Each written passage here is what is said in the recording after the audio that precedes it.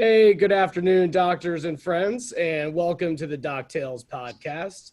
Today, I am very excited to be joined by Anthony Bartels, aka Tony Bartels, who is heavily involved with the Veterinary Information Network Foundation. He's on the board of directors and is a full-time employee of Veterinary Information Network. Him and his partner Paul, who may be able to join us shortly here, we'll see, are two of the most hardworking, passionate, and extremely well-informed veterinarians I've ever met. So yeah, good afternoon, Tony. How are you today? Great. Thanks, Tim. Thanks for that glowing introduction. I'm got no pressure here, right? Yeah, and like I said, you've got some really good reception at the top of the mountain where you're heading in Right, 2 exactly. hours. Um, really, and so Tony does a ton of stuff online, helping young doctors, helping young veterinarians really look into their finances and provide tons of valuable information. Because a lot of times when these doctors graduate veterinary school or medical school, they're completely overwhelmed by their debt and they want to get good advice, but they're getting advice often from people that may not be as well informed. So a little background on Tony. I went to Purdue for undergrad, and this is a unique combination for graduate school at Colorado State. You got your master's in business administration first in 2010. Is that right? That's correct. Yeah. And then that wasn't enough. You had to be an overachiever. So you got your doctor in veterinary medicine in 2012. So a doctor and a business administrator. So what inspired you to go from the business background to the veterinary world, and then combine those two skill sets? Yeah, really, it was kind of just a strange turn of events. My undergraduate degree was actually in engineering, and I found a position after school in corporate finance with Ernst and Young, and I got exposed to a lot of finance and how things work on the corporate side. Got a lot of experience with extensive business modeling and looking specifically actually how government regulations impact various business decisions. So after several years of doing that and watching mergers and acquisitions move into bankruptcy and restructuring, it was kind of time to move on. And that's where I found myself volunteering for humane societies and really met a lot of veterinarians and found them to be some of the most interesting people I've ever encountered in my life. So I started looking into veterinary school and found Colorado State. They had a combined MBA DVM program, which kind of brought all of those experiences That's so cool. I perfect did not know together. that any college had that combination. Yeah, there's a handful of them. So Texas A&M has one, NC State, I believe Penn has one. There's probably some I'm leaving out there, but at the time that was kind of the short list that had that combined program.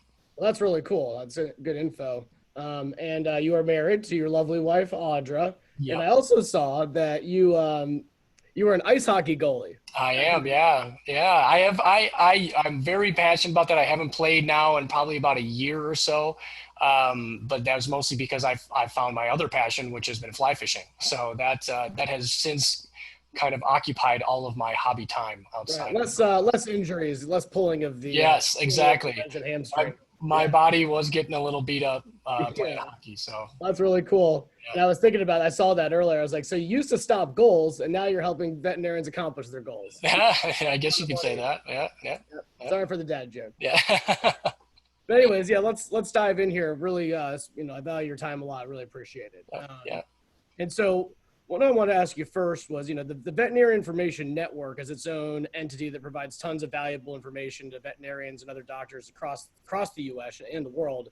And then in 2005, the Veterinary Information Network Foundation was started. Your business partner, and Paul was part of the group that started it. So tell us about the foundation, what the goals are for the nonprofit group, and kind of the overarching mission statement. That you Yeah, guys are so trying to accomplish. the VIN Foundation is the nonprofit arm of VIN, and the foundation is actually going to be the entity that ends up owning VIN when Paul moves on. So Paul and Nikki, the co-founders of VIN, the for-profit side, they were looking for a creative way to make sure that VIN would never kind of get bought up or kind of used in a way that didn't match their vision for what VIN should be. So they have a transition plan in place that involves turning ownership of VIN over to the VIN Foundation, the nonprofit arm. So that's really exciting. And then VIN Foundation, the missions are really, the mission of VIN Foundation is really to help veterinarians in all of those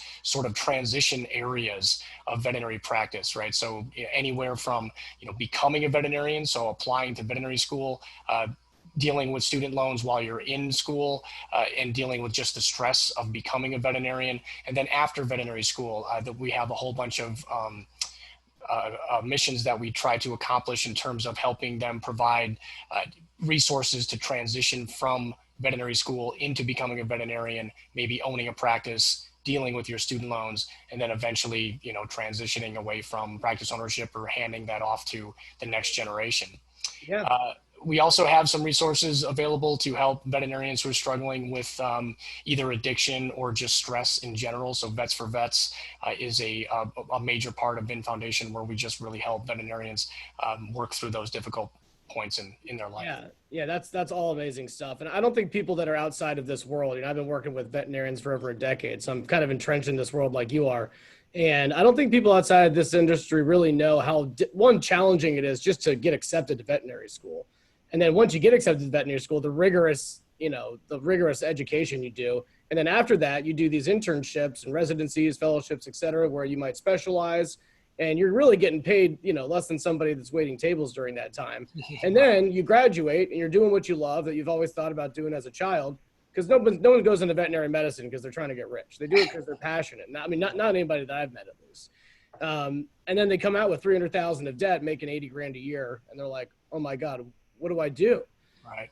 And this is why I'm such a big advocate for Veterinary Information Network Foundation. I'm such a big advocate for the simulator, the student loan simulator in particular, because everything I've seen doesn't encompass all the factors that go into making these tough decisions about your loans when you graduate. So in my opinion, it's the single greatest tool available, not just for veterinarians. Anybody with graduate school debt can use this calculator. I shouldn't say calculator, student loan simulator, to kind of plan out what life's going to look like in the future. So for people that are unfamiliar, can you elaborate on what exactly this student loan simulator that you and Paul and your team of designers and engineers have created? How would you best describe what that does for recent graduates?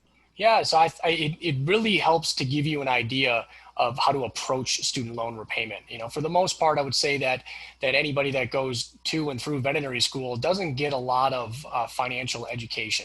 And even for those of us like myself who had some pretty decent financial education after undergraduate school, it really doesn't prepare you adequately for managing a professional school size debt load, right? So what we really set out to do was to break down it into more manageable chunks, just looking at how do the options available impact your short and long term repayment, not only the cost, but how much cash flow you're going to have available. So we set out to help people differentiate between the standard or more traditional repayment options that most people are familiar with against what these more non-traditional repayment options, the income-driven repayment options that have become available over the last 10, 12 years or so.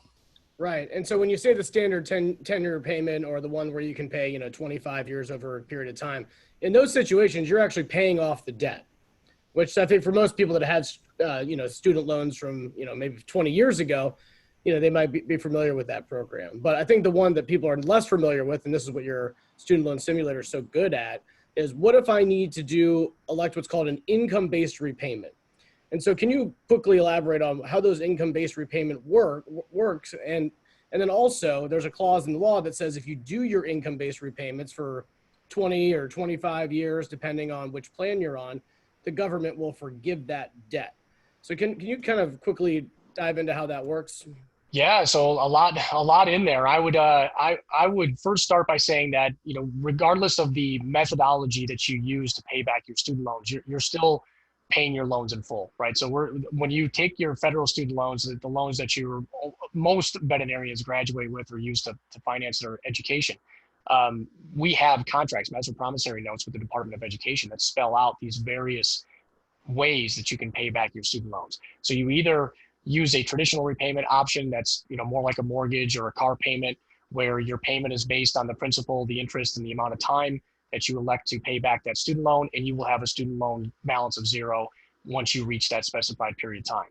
Alternatively, you can use an income-driven repayment option. Basically, as the name implies, the payment is a function of your income. But what we see, and Tim, you alluded to it earlier, when we started, you can have $300,000 of student debt and an $80,000, $85,000, $90,000 income as a veterinarian. That, traditional repayment doesn't work so well then, right? But you can use that, say, $90,000 income to generate a payment to manage that $300,000 student debt, and your monthly payment is going to be something like $670 per month, right? Whereas under a traditional repayment strategy, say a standard 10-year, that monthly payment may be more than $3,000 per month, right? So pretty significant differences there. But you also alluded to forgiveness, right? So if I'm paying $670 per month on a $300,000 student loan, I'm not covering the interest on that each month, but with that payment, right? So my loan balance can grow. But that's allowed under the income-driven repayment plans, right? So you're actually still considered to be in good standing, even though you're paying a payment that's less than the interest, the full interest that accrues each month. Mm-hmm. And when you hit that maximum repayment period under a plan like pay-as-you-earn or revised pay-as-you-earn or income-based repayment, if you still have a balance, that balance is treated as taxable income. It is canceled, forgiven, and treated as taxable income. Right. So when I've run many different situations, we'll run with that example, maybe an income of 80 or 90, debt of 300,000. A lot of doctors are worried, like, well, what if I get married? Does my spouse's income count? And that there are ones where that doesn't count. So make sure you look into those options too when you're looking at all this. But let's talk about what you just said there. Let's say your debt starts at 300,000, and then by the time it's forgiven, doubles and it grows to 600,000. Because of because your monthly payment's not even enough for the interest. This might sound ridiculous, but this is common now. I mean, from what I see, this is not unusual. Usually I see more debt to income ratios that are like 2 to 1. This one's even higher than 3 to 1. But what should these young doctors do if they're going to take advantage of these private loan forgiveness programs? How should they be? Because you said that 600,000 in that example, that would be added to their already earned income, wouldn't it? So it put them in a high tax bracket maybe. Yeah, absolutely. Right. And the taxes are definitely a consideration, but it's certainly a better methodology from a cash flow and a total cost repayment standpoint to use an income driven repayment plan and plan for that tax that's due in 20 or 25 years. Right. So you can use that time between now and when that tax would be due to plan and save for that. And when you have, and typically from the thousands and thousands of simulations that we've run for our veterinary colleagues, we see some patterns emerge. And generally speaking, if your debt to income ratio is 2 to 1 or higher, your best repayment strategy or your most financially beneficial repayment strategy is going to pay the minimum that's required by your income and then plan for the tax that's due in 20 or 25 years, depending on the repayment option that you've chosen. That's great. And I've also seen situations where somebody's filing taxes jointly, and let's say their spouse is an engineer and they're making $150,000 a year. This is an actual example I had recently. And she just started her own mobile practice. So, her income's only going to be like 50 grand this year because of all the startup costs. We looked at switching her from one of the plans repay, where you have to count spousal income, to just the regular, what's called an IBR, income-based repayment. We don't have time to dive into all that today, but her payment went from $2,200 a month down to like $250 a month. Yeah. So now her debt is accruing, but guess what she can do with that $2,000? She can invest it or save it. To save for that future tax burden. Now both family members are better off. Right. Exactly. So yeah, why don't you talk about what strategies you usually talk to about how to start saving for that potential large tax burden, 20 or 25 years in the future after graduation? Yeah, and I think that's one of the real values of the student loan repayment simulator on the Mint Foundation Student Debt Center is you can actually get an estimate or a projected amount for that tax that will be due sometime in the future, 20 or 25 years from now. And we have a forgiveness planning module in that student loan repayment simulator that helps to work that back and gives you a suggested amount to save on a monthly basis, presuming you're going to invest that in some kind of manner to earn a return on that savings. And that will actually reduce your total loan repayment costs. So the first thing that I recommend our young colleagues do is to get started, right? So I find that many of them have a little bit of analysis paralysis when it comes to, oh my God, that tax, that they call it the tax bomb. And, Right. it seems like such an insurmountable amount that they quite frankly don't think about it at all, right? Which is the wrong move. So I would use something like the student loan repayment simulator to get that target amount that you're planning on needing when you reach that tax, and then start saving. And once you have an amount that's, I tell them, just start with an online savings account, the highest interest rate you can get started with. And once you get to a point where there's an uncomfortable amount of money in there and you're like, wow, I should probably do something else with that, that's where I would go to somebody like yourself, look for, a certified financial planner or a financial advisor that can help you meet that target. Or, if you're comfortable investing on your own, you can certainly do that at that point. Yeah, what I always like to remind people is, and I know investing in the stock market can be scary, but right now it's something to think about when you're young, because for this tax burden, one, because you got 20 years, right? The longer you invest in the market, the lower the risk, because you've got time on your side to ride out the craziness. I mean, look at this year in the stock market. Yeah, right. So a lot of doctors I talk to get hung up on the next presidential election, or what war could be coming, or whatever. There's always something. I mean, Right. with the pandemic, obviously. So Yeah. but the key is, when you have that much time, you should think about it. The other reason is that right now interest rates are the lowest we've ever seen. Right. So that's great if you're buying a mortgage. Right. That's great if you're refinancing your private student loans, for example. Not so great if you're trying to save, in an interest-bearing account. So something Right. for them to think about, I think. Of course, you want to make sure you either are comfortable doing it yourself. You can do it through Vanguard, Fidelity Online, that type of thing, or you can go through advisors like myself for a fee. And so here's one thing I always hear, and I'm really interested to hear your opinion on this, Tony. I've got mine, but the number one concern I always hear on this is, what if Congress just pulls the carpet, changes the law, and now there's no more loan forgiveness in the private sector? We'll ignore public for a second. That works differently. What's your answer to that? What if Congress just pulls the carpet? Yeah. I mean, it's amazing to me how everybody immediately goes to that what if, and I can certainly understand it, but at the same time, the probability of something like that happening is very low, right? It certainly is a possibility, but the probability of that is quite low, and we really haven't seen any example of that happening anywhere across the federal student loan repayment universe. So there's really no evidence for that. I will also refer back to that master promissory note, that contract that I mentioned earlier that we all signed when we took out those federal student loans. All of this is baked into that contract. And there's roughly 44 million federal student loan borrowers, right? So for Congress to tear up those contracts for 44 million student loan borrowers, that's not going to go unnoticed, right? So it's highly unlikely that's going to happen. And we've seen that, right? Even in all the proposals that have been made, none of them actually propose to eliminate or change the repayment options for those folks who are already in repayment or who are currently borrowing under those current contracts. All of the proposals set to change the system for folks who haven't started borrowing yet, right? So people in the future. So, they are pretty, relatively very safe, right? Based on those contracts and the proposals that we've seen. Some of the other examples of longevity are really what we're seeing during the pandemic here. Right? So we've had the CARES Act, which has made income-driven repayment and the federal student loans even more beneficial than they were before. Right? So at every turn, we do tend to see more beneficial student loan repayment options versus less. So that's where I get a little bit, I chuckle a little bit when people have that concern, and it kind of paralyzes them to the point of why I can't use these plans.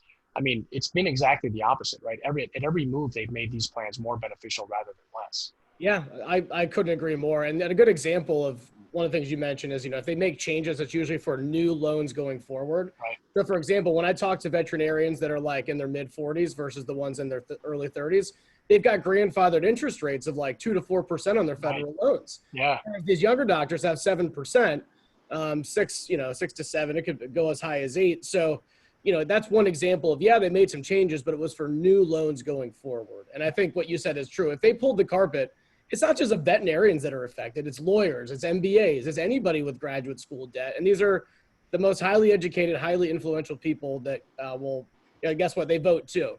Yeah.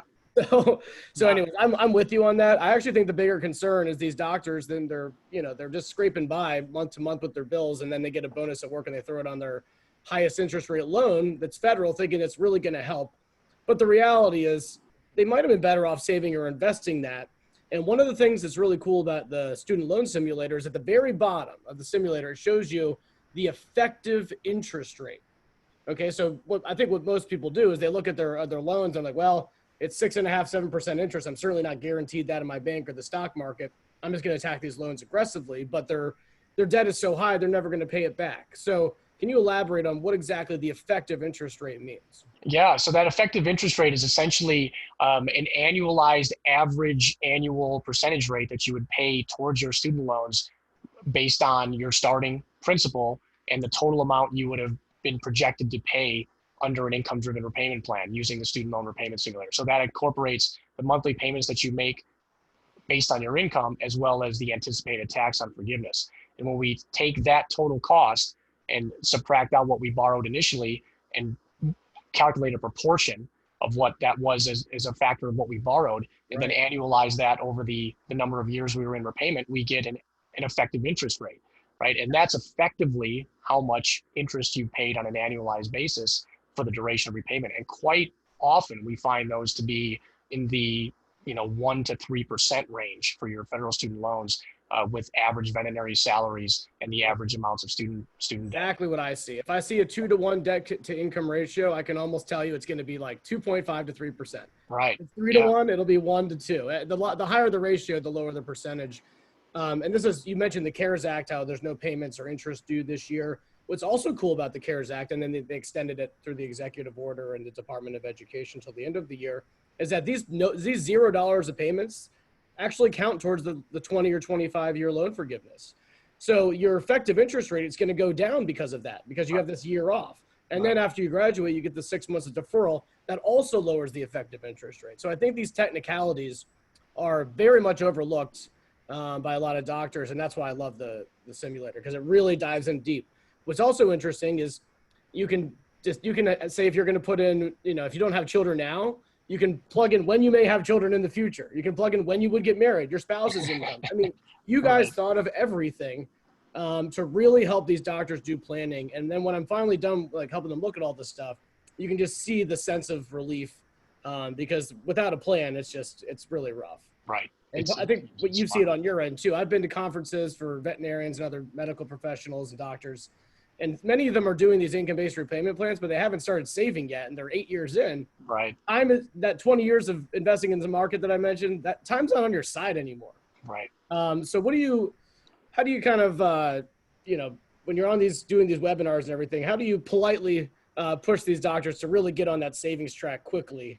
Even if there's no interest accruing now, do you think it still makes sense to be saving for that tax burden? Absolutely. And I think that this is a great opportunity to play catch up, right? So, we've seen some interesting things when it comes to COVID-19 in veterinary medicine, right? And generally speaking, we've seen veterinary medicine become increase in demand for services versus less, right? So and that's a great thing for everybody that's a veterinarian right now, for the practice owners that are out there.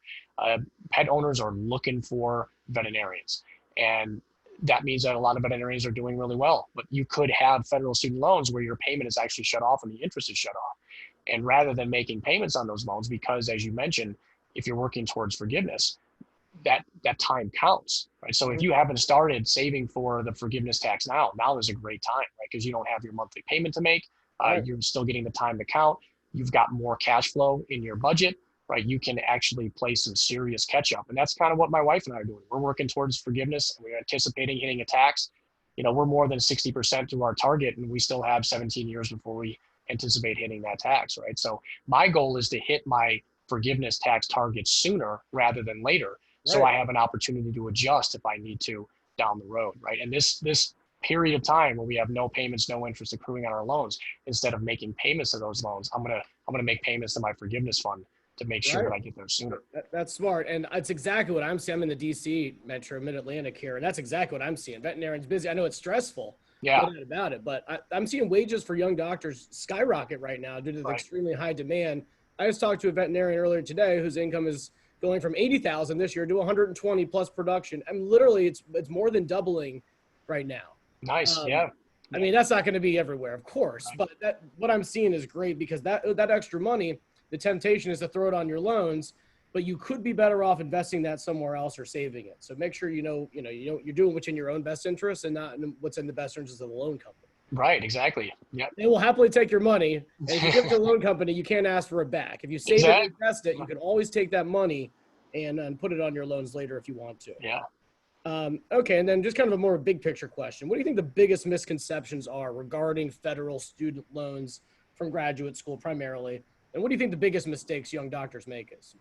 Yeah, I would say the biggest misconception and biggest mistake are kind of related, that they believe that they have to either eliminate their student loans as fast as possible in order to do anything else in life, like buy a home, buy a practice, start a family, Right. which is completely false, right? You can buy a home, you can buy a business, you can start a family, as long as you're not throwing more money toward your student loans than you need to.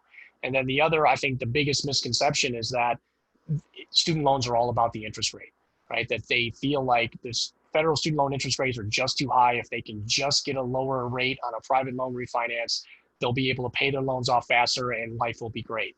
And that's just not the case, right? We don't see that. Even if you can cut your interest rate in half, because you can't have it based on your income, we often see the monthly payment is still unmanageable, right? So you really haven't done yourself any favors by just cutting the interest rate.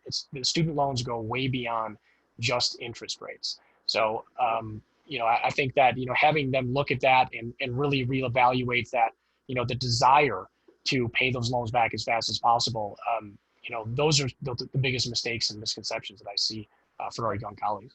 Great. And then we hadn't touched on this yet, but there's also the clause that if you work in the the public sector or a nonprofit, 501c, and you do that for 10 years and you make minimum payments, the government forgives it as well. Right. A lot more red tape there, right? A little bit more, yeah.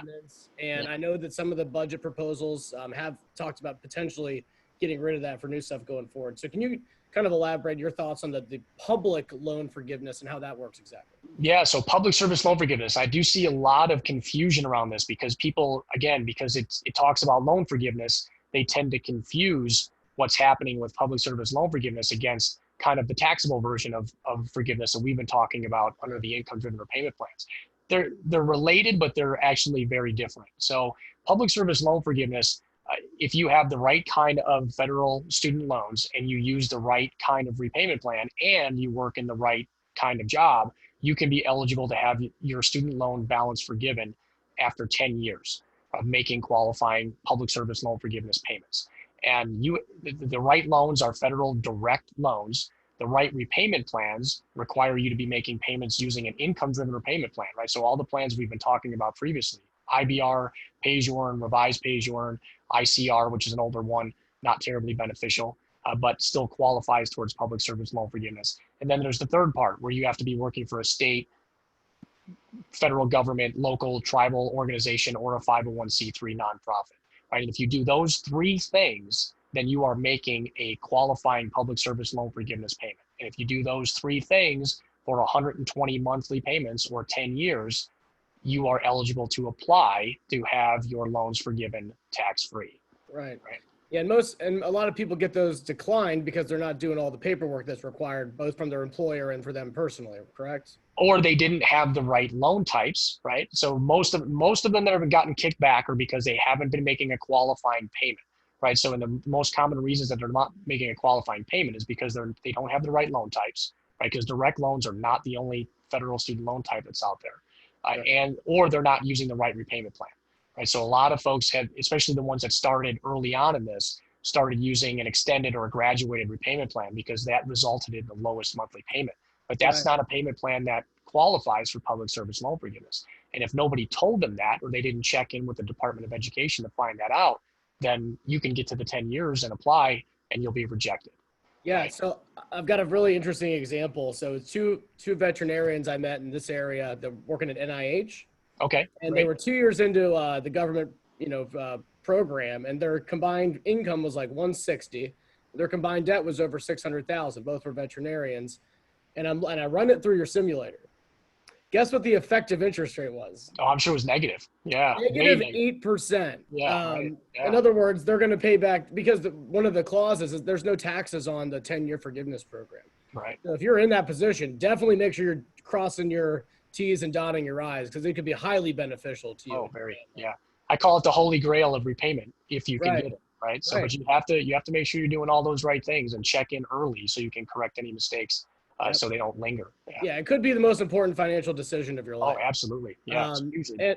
and on another note, switching to kind of talking about the private loans, I saw a couple that a guy took all of his $300,000 to federal debt, talked to a financial advisor that was he was living in Canada at the time, and they had him refinance all $300,000 to private loans from federal U.S. public loans. Wow. His wife was a veterinarian but had no debt.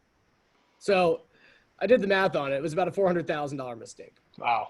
So Ouch. talk about, if you could briefly, about why if you have a lot of federal debt, why refinancing to private loans might be not so good of an idea. Yeah, and I was kind of wondering while you were saying that, I was wondering how he could even get a private loan refinance, but you answered it with the spouse not having debt, right? So I'm imagining that his spouse is a co-signer on that private loan refinance, which Yep. is one of the biggest issues that I see, right? So unfortunately, private student loans just don't come with the benefits that we see with federal student loans. You don't get access to the income-driven repayment. You don't have access to public service loan forgiveness. You don't have, you usually have to have a cosigner to be able to refinance something like $300,000 of debt on a veterinary salary. And sometimes we see some pretty unfavorable discharge or deferment provisions on those private loan refinances. So while you might be able to get a lower interest rate, again, this student loan repayment stuff goes way beyond just interest rates, because once you move your federal student loans into a private student loan or private refinance, you can't go back, right? There's no undoing that decision. And, if your income should decrease for any reason, or God forbid that, something terrible should happen to you, those payments are still going to be expected to be made. And in many cases, that cosigner is now going to be on the hook for your student loans. Whereas if you kept them in the federal system, that's not the case, right? Your loans kind of go away with you. In this particular example, he refinanced to a 20-year repayment. Oh, no, I'm sorry, it's 25. Yeah. And it was like $3,300 a month. If he had done an IBR repayment and filed taxes separately from his spouse, or pay as you earn will let you file separately, his payment would have been $700 a month. Wow. And then if he just invested $700 a month and saved it for 20 years, first of all, he has 5 years less of payments and almost $2,000 a month. So, I mean, that's the only time I've ever seen that. And I've been doing this for a while, because I think most people are more educated on it now. But those are the people that I know that you and Paul and the team are super passionate about helping. Because when I saw that, I just knew I didn't want to ruin his day, but I just knew how bad of a decision that was. And these are the people that need the help the most. Make sure that you don't. I would add to that one too. If he has U.S. student loans and he's living in Canada, his payment could probably be zero. Right. Well, he went to school here. He just happened to be living there. Yeah. A financial advisor that was right. Canada that might not be familiar with the system. Okay, gotcha. My guess is he had his best interest at heart, but it was just, he saw 7% interest, refinance him in 6. Yeah. No, I think that is very tempting, and then one of the reasons why we have to. That's one of the drums that I beat most frequently is student loans go way beyond interest rates, right? You can't just boil it down to an interest rate. And look, this year is a great example of that. Yeah, absolutely. And I wouldn't shock me. We'll see what happens. It wouldn't shock me if they extend the zero payments even until March. So we'll see what happens. Yeah, right. Okay, and then let's assume that you're a doctor that has more of a 1-to-1 debt to income ratio. So even if you do an income-based repayment, chances are you're going to pay it off, or at least come close to it. Yep. So for those doctors that could put extra money on the loans that look like they're going to pay it off, do you think that's necessarily the best thing, or do you think they're maybe better off taking that extra money, stretching out the payments, and maybe put more money into their Roth IRA, 401k, investments, because they're going to pay it off anyway, right? Or get really close to it. So if they need loan forgiveness, they're not going to owe very much in taxes. But I often just see these doctors putting extra money on their highest interest rate loan, which is never a bad idea. Right. But do you think that's optimal for these young doctors? I don't. I mean, what I've learned from the income-driven repayment plan and having that extra cash flow in my budget is that there's so many other better things that you can do with your money than to pay down your student loans, right? And the reality is student loans operate on simple interest, and if I have that cash flow flexibility, I can, I find some other opportunities like long-term retirement savings, or starting a practice, or buying a practice, or just looking for any other kind of investment opportunities. I can grow my money on a compound growth basis, right, versus a simple interest, and I'm just going to outgrow that student debt, right? So if I carry it for a little bit longer, it's okay. It's not the end of the world. And in those cases where I do see veterinarians who graduate with a debt to income ratio of 1 or less, I kind of get them to look at revised pay as you earn, because I like how revised pay as you earn will still peg your payment to 10% of your discretionary income. And I think that's an adequate measure for how much you should pay towards your student loans. And if your debt to income ratio drops below 1 quickly, it stays there, you'll actually pay your loans to 0 faster, still keeping your payment pegged to 10% of your discretionary income, as opposed to just throwing willy-nilly extra money towards it, right? So yeah, and the other thing that I always try to tell young doctors is, like, the money that you save from age 30 to 40 is just dramatically more important than the money you save from 50 to 60, even though that's when it might seem more feasible. It's just simple. You have compounding math on your side. And it's not like the IRS lets you go back in time and say, hey, remember those 5 years you didn't put any money into your Roth IRA or 401k? We're going to let you put in extra money now. Yeah. No, you can't go back in time and they have strict limits. You can only put $6,000 into combined IRAs and Roth IRAs. You can only put in, X amount into your 401k. And I see some doctors not even doing the full match early on because they're trying to pay down loans. So really, I think building up liquidity for these young doctors and investments is very important. Yeah, the earlier you start, the better. Always, the earlier the better. Yeah. Okay, so we've dove pretty deep into all that stuff. Really appreciate that. And now, kind of switching gears a little bit, this is more of an opinion question. But do you believe that the crazy high increase in graduate school costs, both in veterinary medicine and across the board, really, for graduate school, will keep escalating at this current pace that, like, has been exceeding inflation by, anywhere from 5 to 10%, depending on the school? Do you think this trend continues? I do. Yeah, unfortunately, I do. Because there's no feedback mechanism. There's nothing to stop it, right? There's no brakes on it. People keep applying to school, no matter what they seem to charge, and they keep filling the seats. And the Department of Education will keep providing the student loans. Especially when it comes to graduate and professional school, they'll keep providing whatever the cost is to fulfill what the school is charging. So I absolutely see it continuing to grow. And I think that unfortunately, I see this. I mean, we'll have to wait to see this play out. But as a result of the pandemic and probably the state budget cuts that we're going to see in the coming years here, that's going to have a direct impact on schools and increasing tuition. So it's probably going to get worse before we ever see it get better. Yeah, I agree. And there's no cap on federal government debt for graduates. Right, exactly. And for undergrad, there's a cap of, it comes out to $27,000 plus any accrued interest. So pretty small amount there, more manageable if you have those federal loans. But for graduate school, there's no cap. I mean, I talked the doctor I talked to this morning had over $500,000 in federal loans. Yeah. I saw recently this year, the highest one I've seen this year was in the mid 600s. So you can get very, very, very expensive. It's crazy, especially if they switch, focuses or specialties. It can really add up. And so these strategies are becoming more. I mean, they're already extremely important, and every day I feel like that it just keeps going up in importance. And what would you say, just kind of a big picture question, what do you think the biggest issues facing veterinary medicine are, besides, of course, the loan issues? That's a bit of a loaded question, but what would you say? Because I mean, you're so heavily involved. What would you say the biggest issues are besides the loans? Right now, I would say, there's a couple that come to mind, but I would say stress and mental wellness. Right, this is an area where I think we're starting to learn more and more about and do some and get better about identifying and getting people the help that they need sooner. But I would say that stress and mental wellness is a huge issue in veterinary medicine. Another one that's on my radar is diversity in the profession, right? We have to keep doing what we can to make veterinary medicine look more and more like the general U.S. population. We're pretty bad at that right now. And then the other part the other one that I see is a challenge, particularly is fewer ownership opportunities for our young colleagues, right? So we see the consolidation in veterinary medicine where more and more of the bigger players are buying up a lot of the smaller practices, and pretty soon there's going to be a pretty high barrier of entry to getting into practice ownership. So those are probably three of the biggest challenges that we face. Yeah, I don't think a lot of people, again, outside of this world, understand how challenging just the day-to-day activities of being a full-time veterinarian are, because not only are you dealing with, sick patients and pets and everything, but you have to deal with their owners. And then you have a lot of times disgruntled staff members because, one, maybe they're not making as much as they'd like and they feel stressed themselves, or they just got bought out by one of the big players and they're cost cutting and all of that. And so then it falls onto these doctors and they're just, often overwhelmed. So yeah, I've seen that a lot. The other thing I've seen recently on a much more positive note is that startup clinics, because of this pandemic, last year were having a kind of a hard time. Yep.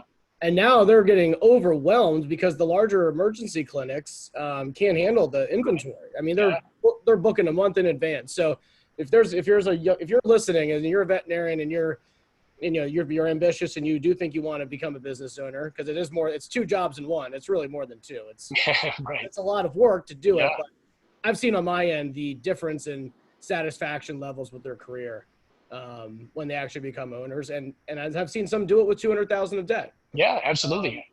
Just because you have a student debt doesn't mean you can't do it. They want to see that you just have a healthy overall balance sheet. Right. And you got to have some cash on hand, right? That cash has got to come from somewhere. If you're, spending it too much on your student loans, you're not going to have that reserve that you're going to need to try to get into practice ownership. Yeah, no, great point. Great point.